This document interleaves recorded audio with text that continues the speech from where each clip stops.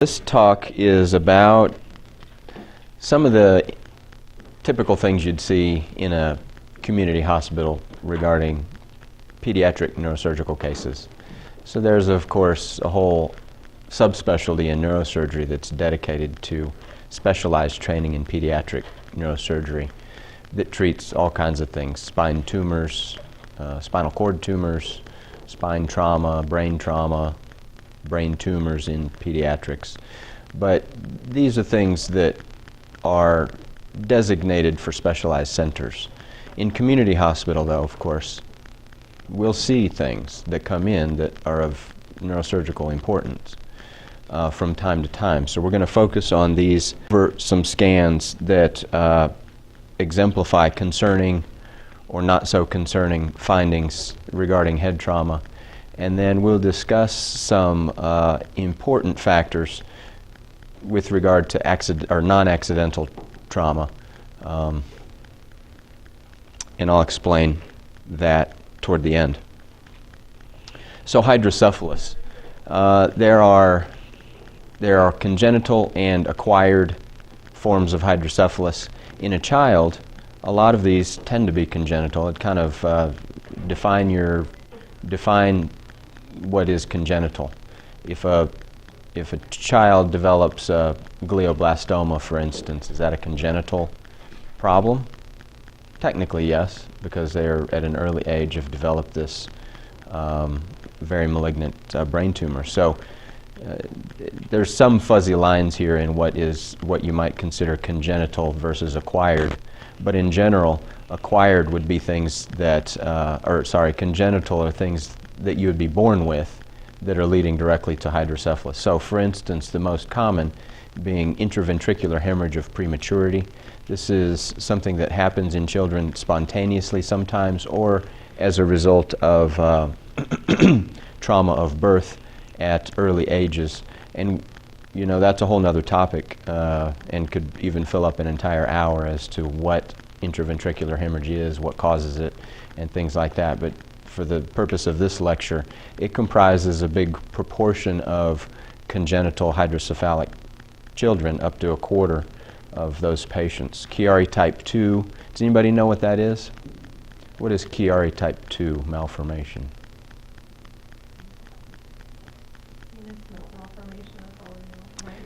I'm sorry? A Chiari type 2 malformation, so there's 4 types of Chiari malformation. The first type is a pretty common one that simply has to do with the shape of the part of the skull that contains the cerebellum, the bottom part of the brain, cerebellum and brainstem. Chiari type 2 is those children that have spina bifida with an exposed neural elements at the back. So Chiari type 2 involves some brain abnormalities as well. Also, related to the placoed and exposed neural elements that you get in the lumbar spine. So, and that's responsible for a pretty large portion of congenital hydrocephalic children. And then other parts, other conditions, including brain tumors, and we talked a little bit about that. Is a brain tumor congenital in a child? Is it acquired? Kind of splitting hairs, and maybe the definitions aren't so clear-cut. Aqueductal stenosis is, though, another congenital malformation, and that affects the free flow of brain and spine fluid from the upper parts of the brain to the lower parts of the brain that communicate with the spinal cord and spinal meninges. Meningitis and trauma, these would clearly be acquired forms of hydrocephalus. So unfortunately, we have not been able to really effectively affect the prevalence or treatment of hydrocephalus in any significant way in the last 50 years. So in the 90s, for instance, and still holds true even 15 years after the turn of the century, we still have roughly 70, anywhere from 50 to 80,000 admissions related to hydrocephalus in the country, and there's a full, 36,000 new VP shunts that are placed for hydrocephalus in any given year. So congenital hydrocephalus, the things that we just discussed here, comprise about 1.5 incidents per 1,000 live births. So the economic impact of hydrocephalus is fairly significant. Up to $1 billion a year is spent treating patients with hydrocephalus in general, whether with or without VP shunt. And otherwise, VP shunt care directly is a significant burden to the economics of medicine in America. In the 70s and 80s, they tried to study what it means to have hydrocephalus that's treated with a shunt, and what is the natural history of this process.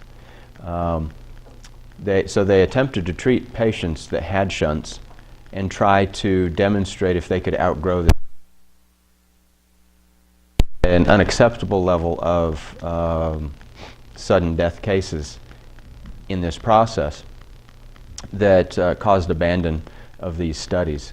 However, it was found that some of the most common groups that can be seen to potentially outgrow, quote unquote, their hydrocephalus include tumor cases or these intraventricular hemorrhages of prematurity.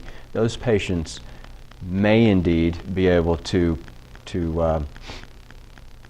do well without a ventricular peritoneal shunt at some later time. The problem is, how do you sort that out without putting some patients at risk?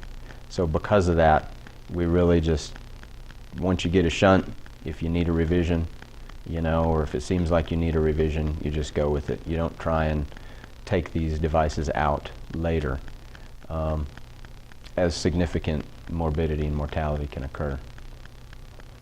The least common of those patients that was found to be able to be shunt independent after diagnosis of hydrocephalus proved to be this Chiari type 2 malformation that has hydrocephalus, some brain abnormalities, and then that spina bifida with exposed neural elements in the lumbar and sacral spine.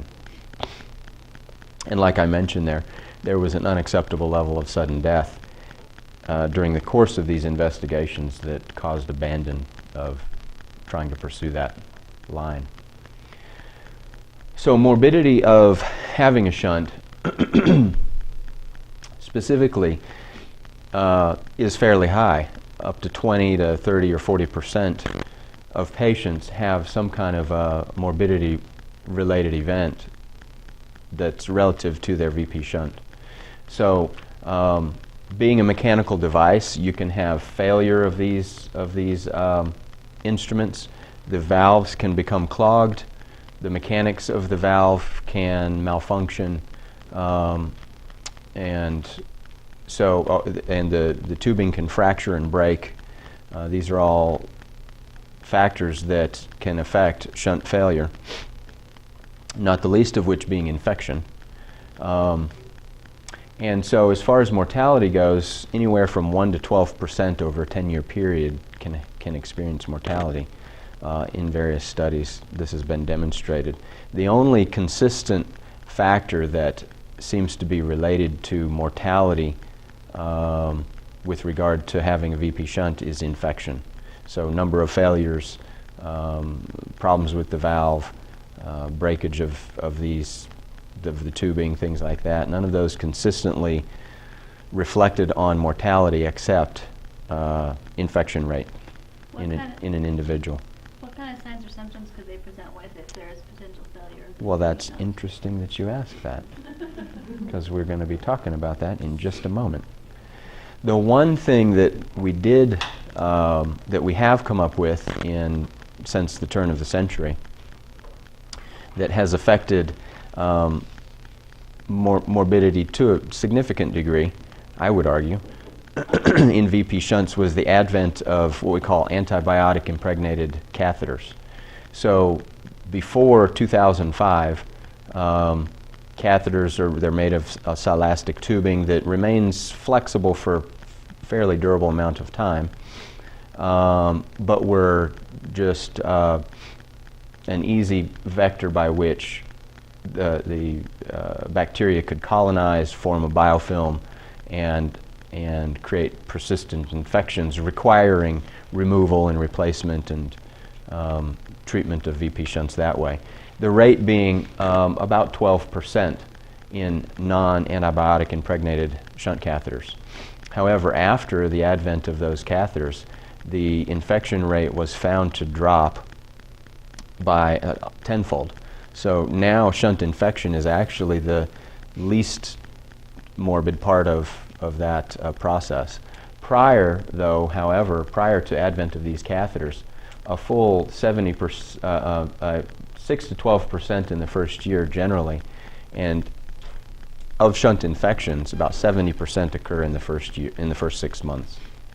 So a pretty substantial effect on shunt infection per se, and as infection is the only consistent factor related to mortality in shunts, that too has, you would presume, has improved, but that hasn't been reported or studied. So what are the factors that can lead you to believe a shunt is failing? The problem with shunts, the biggest problem with shunts, is that the symptoms of shunt failure or even infection are right along the line with just generalized constitutional symptoms. So headache, malaise, lethargy, nausea, vomiting, things like this are typically the symptoms that you get when you have a shunt failure. So who hasn't experienced those symptoms in this room? But I don't think any of you have shunts. So it makes it difficult to distinguish shunt from some other illness. And we'll talk about that a little bit more too. There is one symptom that can that stands alone to a degree.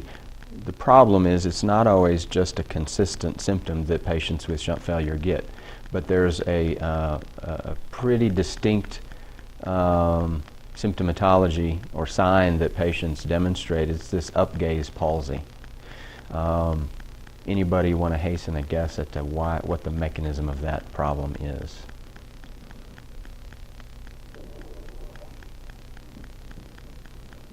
Tammy, you look like you know.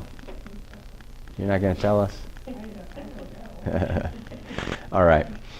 So up-gaze palsy, the eye movement controls in the brain is a very complex network of nuclei in the brain and cranial nerves that are directing this efferent function to the eye muscles. Well, one of those parts of the circuit lives in an area above the third ventricle called the superior colliculi of the tectum. The tectum is part of the brainstem that is involved in this eye movement circuit. And so when extra pressure is engaged in that third ventricle,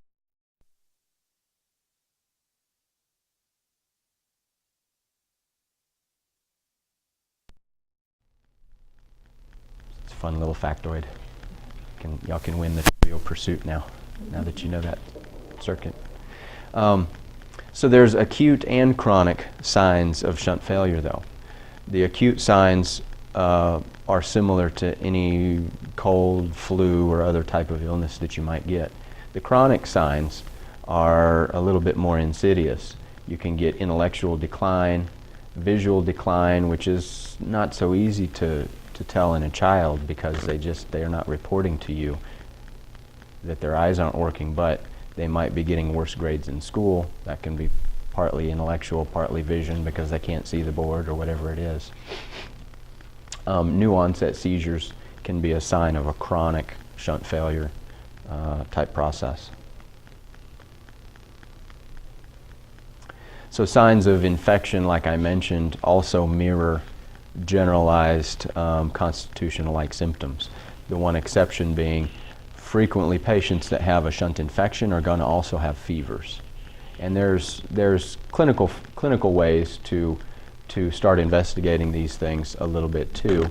We won't really get into that in a whole lot of detail, maybe discuss that at a separate lecture, but suffice it to say, it can be difficult to start traveling down the road of a shunt failure. It can be difficult to figure out when to start traveling down the road of investigating a shunt failure. So if you have suspicion of such, there's an algorithm here that one might follow. Considering what I mentioned before, that shunt failures and in particular shunt infections, generally 70% and potentially up to 90% happen in the first year. So if they've had an operation on their shunt within the last year, that does obligate you to put a needle into the reservoir of that shunt, sample some of the fluid, and see what the laboratory shows you. If they've been operated greater than a year prior to presentation of these suspicious symptoms, it is incumbent on the clinicians and other practitioners to really seek hard for other sources of infection. The likelihood of a shunt de novo shunt infection is very low. Now, what can happen is that the shunt can be seeded hematogenously, kind of like anything else. You get germs that travel in the bloodstream, you get bacteremic, and it seeds the shunt. Again, this is something that's improved significantly with these antibiotic-impregnated catheters. But that is a mere fraction of the source for shunt infection. Primarily, a shunt infection is something that is the result of a recent operation, whether being seeded at the time of operation or whether being related to some factor that has to do with the incision. CSF leak, for instance, out of the wound during the healing stages can lead to a delay in shunt infection. So there's no precise formula to follow to lead you down the investigation path for a shunt infection, and this is where the art of medicine comes in. Experience, savvy with, being in tune with your patients and being able to pick up some pretty subtle things sometimes. So, shifting gears a little bit, we'll move on to head trauma.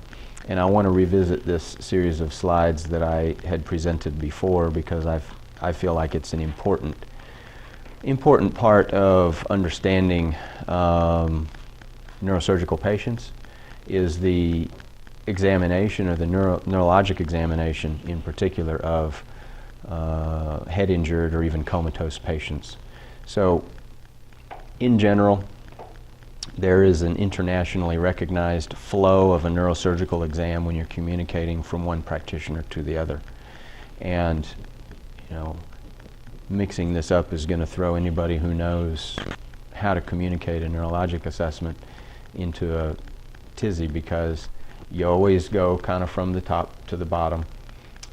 Mental status or the upper brain functions, cranial nerves are communicated next, sensation, motor responses, reflexes, meningeal signs, cerebellar function, coordination, things like that, and then gait. These are communicated in a distinct order, and just like anything, it keeps the exam organized. It keeps you thinking of things in the right way, in right order. So, I years ago had identified there's actually a pretty good example of a general neurosurgical exam or neurologic exam in e-medicine at that website. So what if a patient is in a coma? How are you going to assess that patient? Unresponsive is a non-assessment. It's an inappropriate communication to somebody about the neurologic status of a patient. Unresponsive is doesn't tell you anything except that they're not awake. But you can evaluate almost the entirety of the brain, even in a comatose patient. So the first way to do so, supratentorial function is assessed by initially engaging the patient and checking their mental status. The Glasgow Coma Scale, verbal and eye response of that system tells you their, what we consider executive function. Is the patient thinking, interacting with you? Are their answers appropriate, spontaneous? Things like this.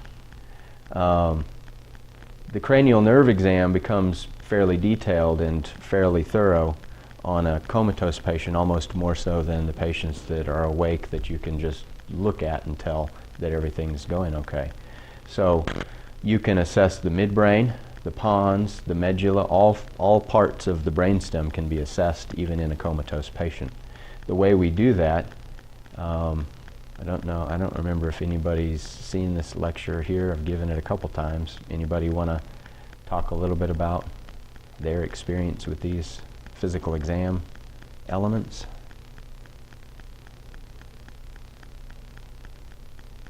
Dr. Jonglatham, I know you've assessed comatose patients.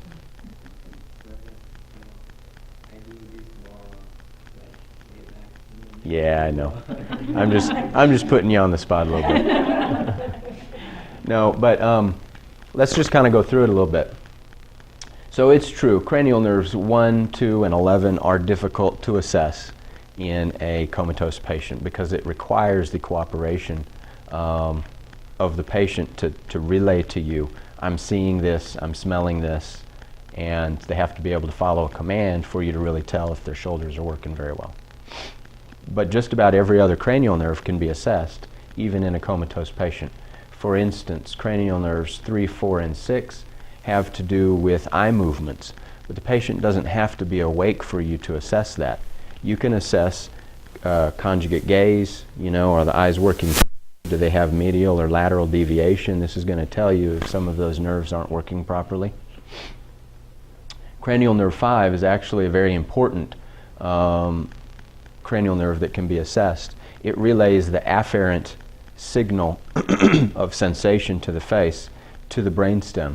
So corneal reflex, for instance, is the cranial nerve 5 is the afferent limb of the corneal reflex. So all of us who are trained in critical care know that if you wisp the cornea of the eye of a patient, they're going to have a reflexive response if they're not too badly brain damaged. So, and then the efferent response to that comes in cranial nerve 7, and what you get is if those two cranial nerves are working, then you get a kind of a wink or a squint of the eye as you wisp the cornea of that patient. Cranial nerve 8 can be assessed, at least in a comatose patient, through the oculovestibular pathways. Oculocephalic reflex and nystagmus can be checked. Oculocephalic reflex is also known as doll's eyes. So a patient, even in a coma, their eyes should stay fixed if you turn their head. So, if you turn their head to the right, what it'll look like is that their eyes are, if you turn their head to the right, what it'll look like is their eyes are turning to the left, and vice versa. Turn the head to the left, eyes move to the right. So, if that reflex is absent, then there's a problem in that circuit pathway, and that can be assessed by that exam factor, that exam element. So cranial nerves 9 and 10 can be assessed. Also 9 is the upper pharynx, sensation in the upper pharynx. 10 is sensation in the larynx and the lower pharynx. How does anyone think that those things could be assessed? Despite the fact that it's written there. Yeah, you can mess with the ET tube in a couple of different ways. So if I wiggle the tube and the patient coughs, what would that be? Or not coughs, but kind of like reacts. Yeah, 9. So you're stimulating the upper pharynx with the ET tube, endotracheal tube, and that can stimulate cranial nerve 9, which then creates this kind of a gagging, coughing type response. Stimulation of the larynx and the lower pharynx can be implemented by sending a suction tube down the ET tube, stimulates kind of below that larynx and tracheal pathways and cause a cough reflex. So that's cranial nerve 10. Cranial nerve 12 is tough to assess technically, but if you pry open the patient's mouth, even with an endotracheal tube, sometimes you can see the tongue flickering there, and that would suggest fasciculations, injury to that cranial nerve. If I might ask a question real quick. With Yes. the cranial nerve 8 and oculocephalic reflex, how quickly should one move their head to try and get that response? It doesn't matter how fast you do it. Okay. So I've seen some that it's like, oh, it's a quick jerk and you're moving the head real fast, and then, but sometimes you literally can't. So that's why I asked. Yeah. The speed of that is irrelevant. And there's some other exam elements that can assess, can help assess the, can help assess the brainstem pathways. Cold calorics is one that's pretty uncomfortable to do in a patient that's not actually in a coma, so I don't advise it. You might get punched. But that involves instilling ice-cold water into the ear canal, and what that elicits in a patient who's functioning is a nystagmus. And does anybody remember the acronym? That's, yeah, cows, right. So cold, away, so the nystagmus goes away from you if it's present. Frankly, I do that test if I'm more suspicious of brain death, because then if you don't get a response, then that just further supports that idea. And then, somatic sensation can be assessed. How does the patient respond to either light touch or noxious stimuli? Do they have any motor response to that? And it's similar. You've got an afferent and an efferent limb to these responses that are checking supratentorial function, in particular your sensation, your motor response. And we're not going to go into it in detail here, but the posturing reflexes that can result, decorticate posturing suggests a dysfunction that's higher up in this circuit. Decerebrate posturing suggests an injury that's kind of lower in the circuit, a little bit more ominous. So, for instance, yeah, and then of course, it requires cooperation to assess someone's coordination and certainly their walking. So in these two, I put these pictures up as an example. This patient is in grave condition. That patient is not doing well and might even die from that if it's not evacuated in a timely manner. This, on the other hand, as crazy as it looks, that patient's probably awake, functioning okay. They probably have weakness on one side of their body, but would be awake and talking to you, most likely. So pediatric head trauma, in particular pediatric head trauma, consists of a few elements. The first one we're going to talk about is skull fractures. In particular, growing skull fractures is an entity that arises in children that are less than 18 months because they have, in general, unfused sutures and soft skull plates. This is something that can happen in those patients where the fracture of the skull actually lacerates the dura and can create a herniation of CSF, if not brain as well, into the areas under the skin, under the scalp, even if it's a closed fracture, that then goes on to exacerbate itself or manifest itself as a widening of the fracture line over time. Other problem, although frequently that is an associated element, is that if it's a bad enough injury for for the skull to lacerate the dura, usually it's creating some kind of a contusion underlying that as well that can lead to things like seizures, neurologic deficits, weakness of muscles, stuff like that.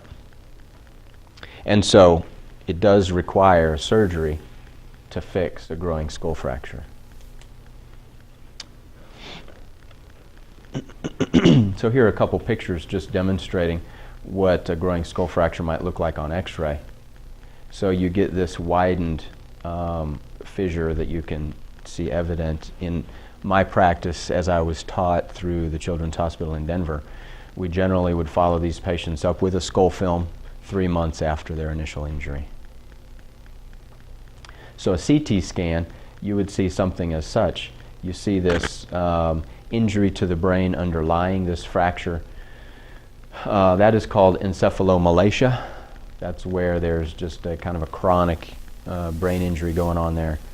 And here is your healed kind of skull fracture that's slightly widened with sclerotic edges there.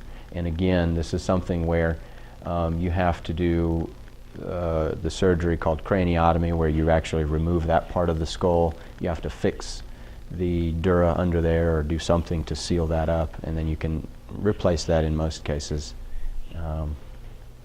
Replace the part of the skull that you've taken off. So depressed skull fracture is another important part to head injury in children. And there's a couple of different ways to treat these. Most of them, as a matter of fact, can be just observed over time. But there are some criteria that lead you to operation with an open skull fracture. More research has come out even since I've made this lecture, suggesting that open depressed skull fractures don't necessarily need to be treated with an operation. However, that's still a treatment that's in flux, a condition that's in flux. Some doctors are going to say if there's a laceration that penetrates the galea, that's the last layer of the scalp before you get to the skull. If it penetrates the galea and you've got a depressed skull fracture, then you need to wash that out. But say you've got a closed depressed skull fracture, which happens frequently, as a matter of fact. If there's neurologic sequelae or seizures that occur, unto itself, not necessarily a factor that leads you to operation, but is inching you closer to that, to needing an operation if you have these factors, almost regardless of the shape of the fracture. If there's 1 centimeter of depression or intrusion into the cranial vault, or it's a complex fracture pattern that appears to be potentially unstable, creating a significant soft spot, for instance, those need to be stabilized and operated. Or if you have a pretty good suspicion of a dural laceration or underlying severe brain pathology, that might lead you to operation as well on these.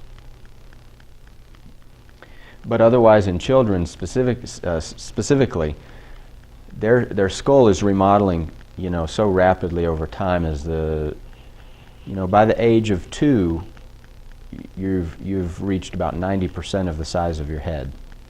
That being said, that brain is still growing and developing, and the skull around it is doing the same. So depressed skull fractures remodel very readily, especially in children, even in adults, frankly, but especially in children. So here's some examples of depressed skull fractures. What would anybody guess that one would need for treatment? Surgery, observation? Probably surgery with multiple fractures, aren't there? Yeah, one of the criteria used to be if the outer table is inside the inner table of the skull. That used to be a criteria for surgery, but as a matter of fact, this would most likely just be observed. This, however, is a much more complex.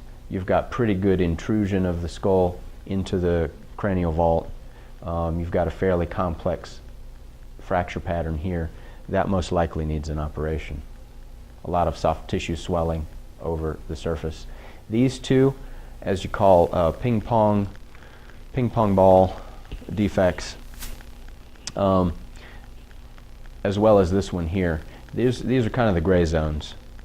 This one, if you measured it and it was more than 1 centimeter, you could, it's kind of dealer's choice. That might need to be elevated, but there's plenty of surgeons that I know that would just observe this patient even. And these two, you know, depending on this one in the forehead, might you want to fix that? Is it going to create a defect, you know, a cosmetic deformity in the patient? It's hard to say. Depends on how much swelling there is. Depends on what it looks like. You might let it heal first, or you know, let the swelling go down and see how things look, and do something for a cosmetic purpose if it seems important. This one most likely can just be watched.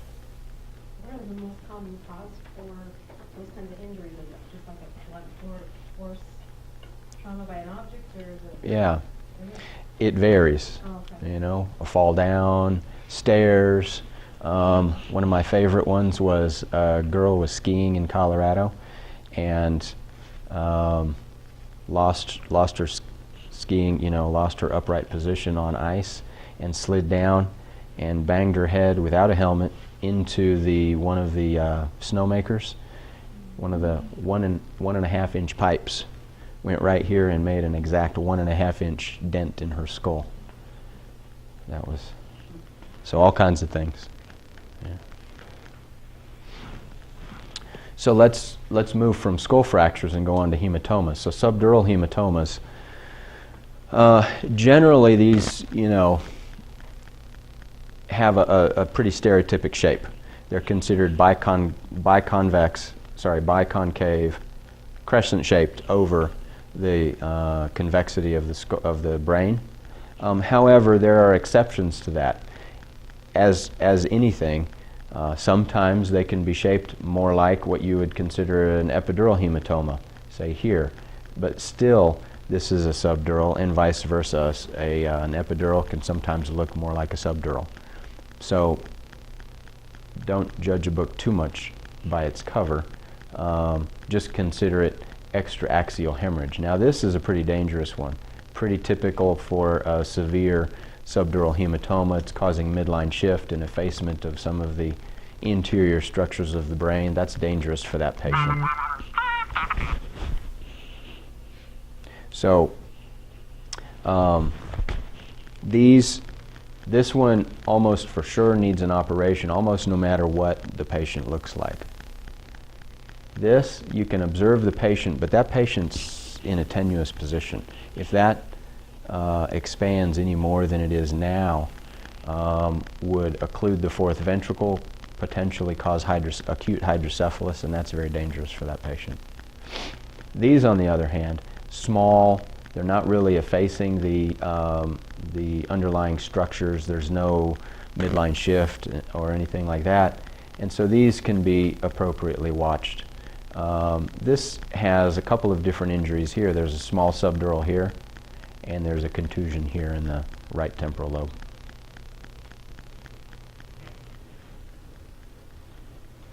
Epidural hematoma, again, these are these biconvex,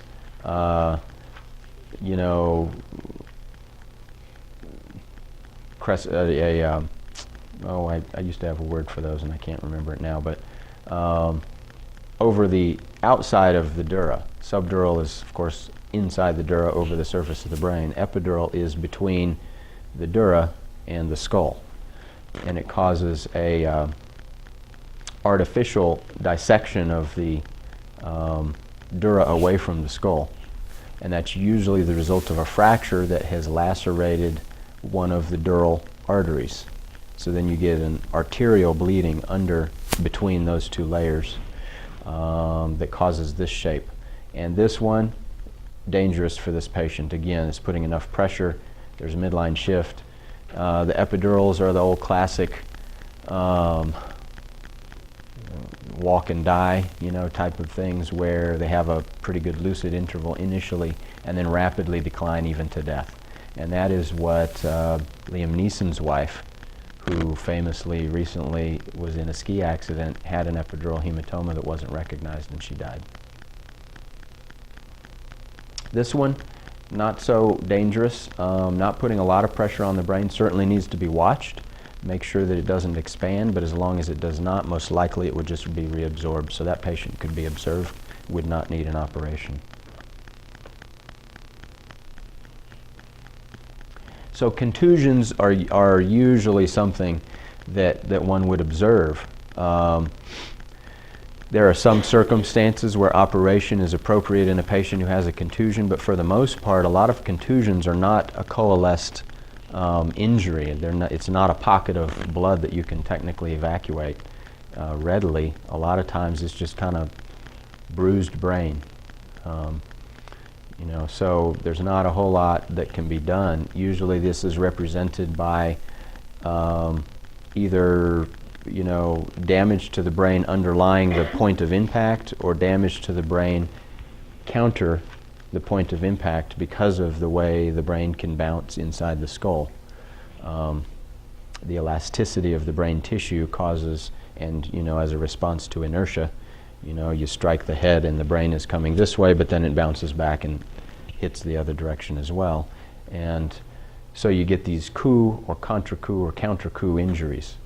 Generally, like I mentioned, the hematoma itself, you're not really going to improve the patient's condition a whole lot by evacuating a contusion. By the direct effects of the contusion, the tears of the brain that created that injury are permanent and not able to be helped by taking it out. But some of the secondary effects can sometimes be improved by evacuating a coalesced hematoma. So some pictures here. As I mentioned, that's not something that you can go in and just say, well, I'm going to take out the bleed, because the bleed is just kind of mixed in with battered and devitalized brain. So you're just going to be removing brain tissue if you try and take these out. Even this one here, one could consider evacuating that, but it's sufficiently small that unto itself, evacuating that bleed is not going to show improvement in that patient's condition or status.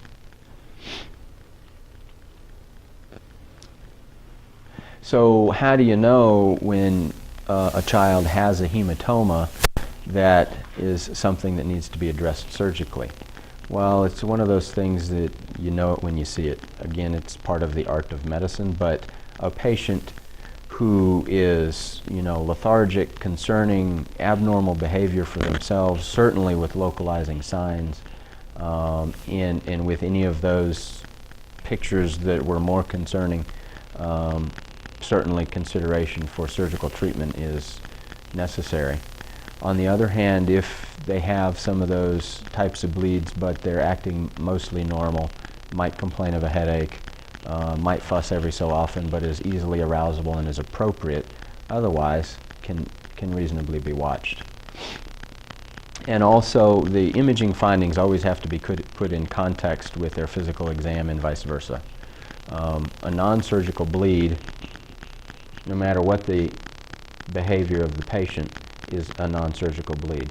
So this, for instance, even if the patient is obtunded, that obtundation and other neurologic signs are from some other process, either global brain injury, global elements of brain injury, or some metabolic dysfunction that the patient has.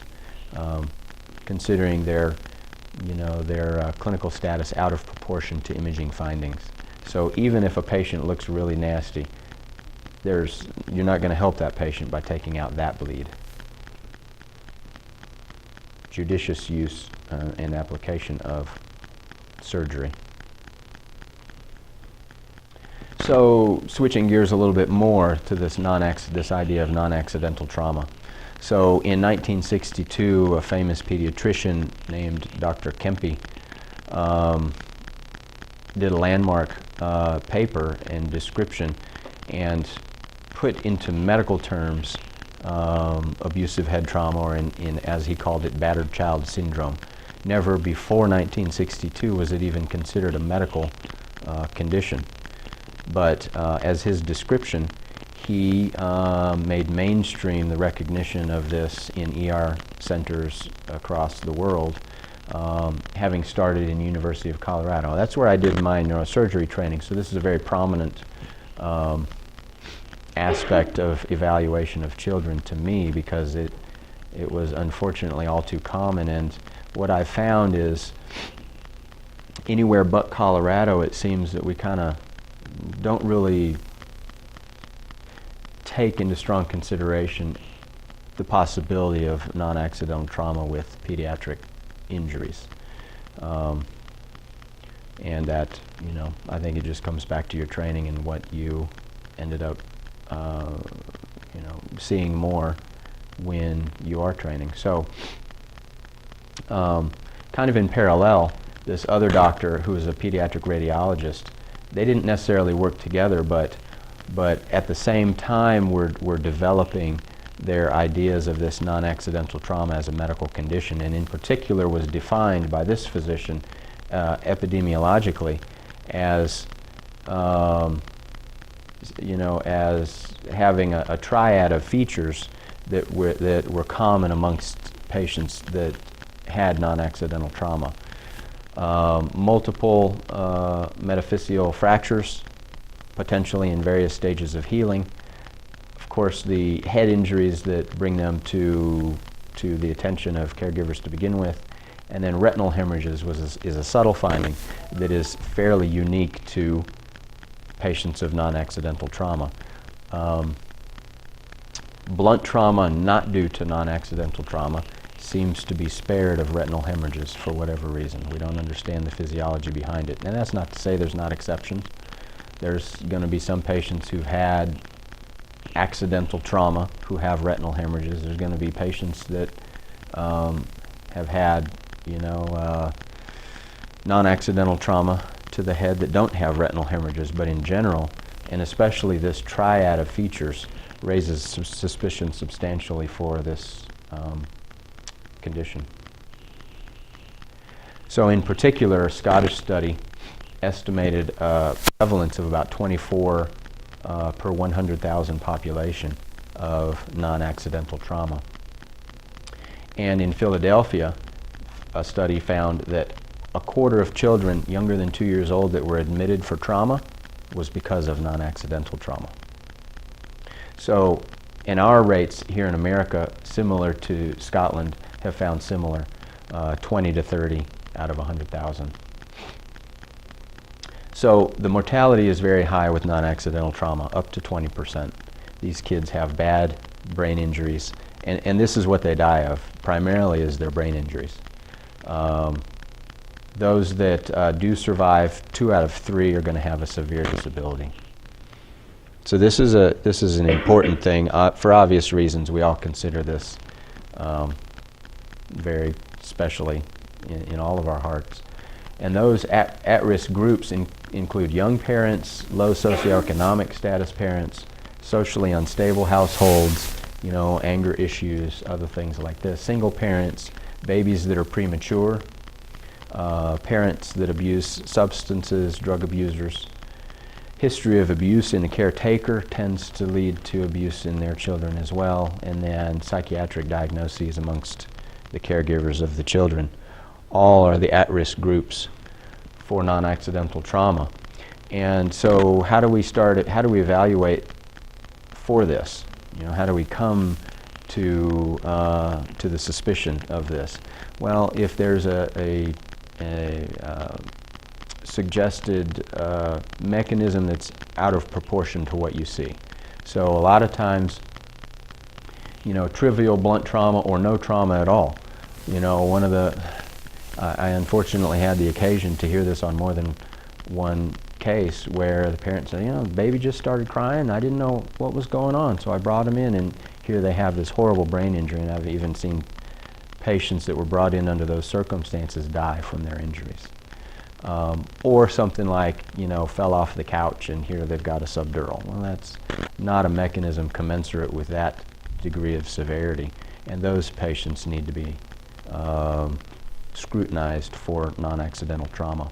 And like I mentioned, the triad of findings, metaphyseal long bone fractures, the bleeds in the brain, of various stages of evolution, potentially chronic, subacute bleeds especially, are the ones that you're most suspicious of non-accidental trauma. And then these retinal hemorrhages that seem to be unique to the shaking or the other, mechanics of non-accidental trauma.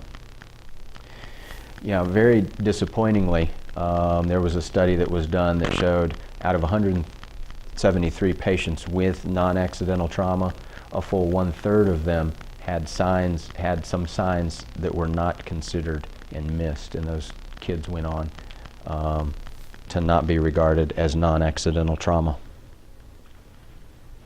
So here is a few pictures of patients that have been exposed to non-accidental trauma, and you get a variety of injuries here. These subdural hematomas in various stages of evolution. These are chronic and subacute hematomas. You get this, what we call black brain picture here, where you lose the differentiation between the gray matter and the white matter. These are very ominous signs here. All of these children died of their injuries. Shaken baby, does that look would that be one of these maybe? These two probably are shaken babies, but the truth is you can sustain any of these just with the shaking mechanism. The black brain is the classic finding for a shaken baby that doesn't have subdural hematoma or other things. So this was a profound statement that physician made at the end of his paper that I consider very strongly myself, and I hope that anybody who's willing to read that paper would also consider. So we'll just read it out loud. Physicians, because of their own feelings and their difficulty in playing the role that they find hard to assume, may have great reluctance in believing that parents were guilty of abuse. They may also find it difficult to initiate proper investigation so as to assure adequate management of these cases. Above all, the physician's duty and responsibility to the child requires a full evaluation of the problem and a guarantee that the expected repetition of trauma will not be permitted to occur. So it is an awful thing to imagine accusing a parent wrongfully of abuse, but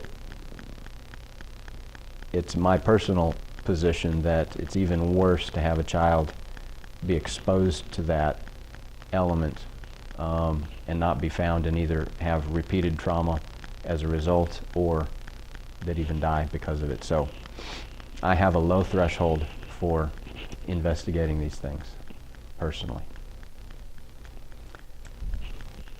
I think that's it. Yep.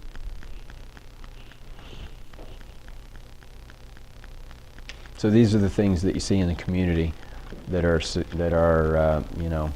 significant for neurosurgical service. The brain tumors and other things we'll be sending off to children's, wherever that is now. I didn't realize you even consulted on this. That's nice of you. Well, we're still trying to sort out how we're going to manage cases that come to Mary Lanning like this. There's some concern about the resources at Mary Lanning. I hope to eventually be able to keep these patients around and treat them. When you talk about watching, like if it's at that borderline where you're just going to watch it, is that something that you educate the parents on what to look for, or that periodically coming back in, or how do you? It depends on the injury. A bleed would be observed, especially an acute bleed would be observed in the hospital for usually overnight is sufficient. But if there are changes that occur in this bleed, a full, of the bleed. So when I was in Denver at the Children's Hospital there, we would observe, I don't even want to say admit, because it was so common that there was a special unit in the ER that was just for neurosurgery to observe head-injured patients, and we would get 1 to 4 a night, where they had, it wasn't just they hit their head, it was that there was a fracture or a bleed or something like that. And we would observe these patients, and if they were appropriate for discharge the next day, in a lot of cases we also would not even re-image, but we would just kind of go by clinical signs. If they were appropriate and it's a reasonable type of bleed, not to re-image, one of these smaller ones. Let me just go back a couple slides and show you. So here, for instance, a bleed like this can just be observed without re-imaging as long as the patient is clinically appropriate. A bleed like this, yeah, there's a little bit more shakiness there. That one probably needs to be re-imaged because the deterioration can be rapid if it's not caught. So if that bleed expands, we really want to be knowing exactly how it's behaving. But in an acute bleed like this, you would observe them overnight, most likely discharge them the next day. 99.9% of these go on to not progress, the patient gets no worse, and nothing happens. In that 0.1% that do progress, 97% of those, they might progress, but nothing more happens and they do fine. Only that 3% of the 0.1% go on to need something to be done surgically. So it's quite rare, especially in children that have these kind of lower grade bleeds. These, you're really looking at treating those more aggressively. Certainly observing them more aggressively.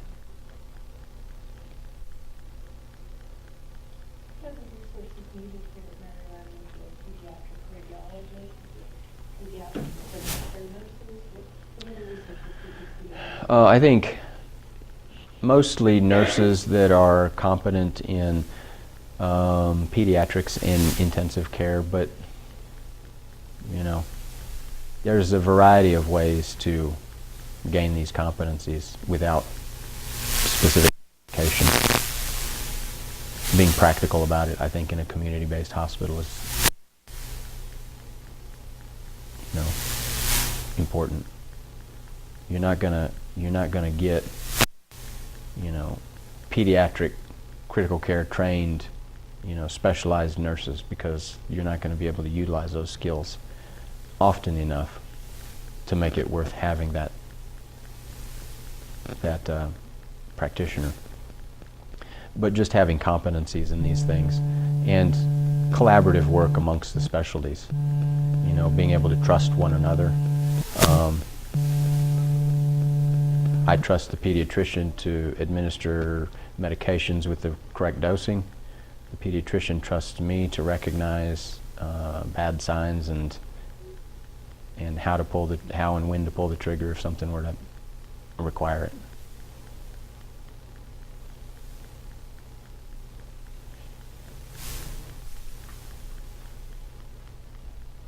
When you get your typical high school kid that's been knocked out playing football, Mhm. there's nothing that you cover in a honest scan typically. Right. Microscopic. Yeah, concussions generally don't have overt signs on radiographic imaging. So, and there are criteria for when to and when it's unnecessary to get scans on those patients. It's nice we baseline, we impact all of the students. Yeah. Baseline, which is nice. It's commonly done everywhere now. That's been a almost ubiquitous program that's implemented. The inventors of that was a neurosurgeon out of Pittsburgh who I had the occasion to meet, and he readily admits that there's flaws in that system, but it's all we have so far. Service gaps. Yeah. So to ask an interesting question, because you mentioned football, so with the advent of the Pee Wee League footballs where they start playing as soon as they can run, the injuries collected during that, do you think that provides a little bit of gray zone sometimes when you're working up the triad and things, or Are they just not capable of hitting each other hard enough? Typically not. I think the safety gear that we have is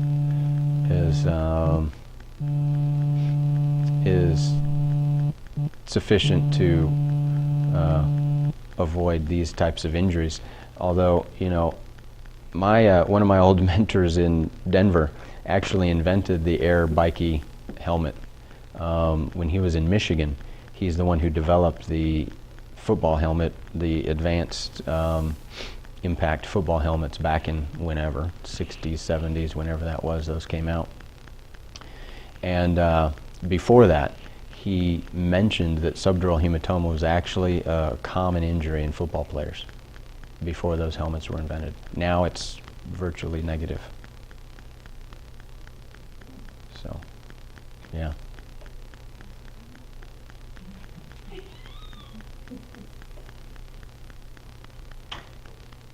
All right.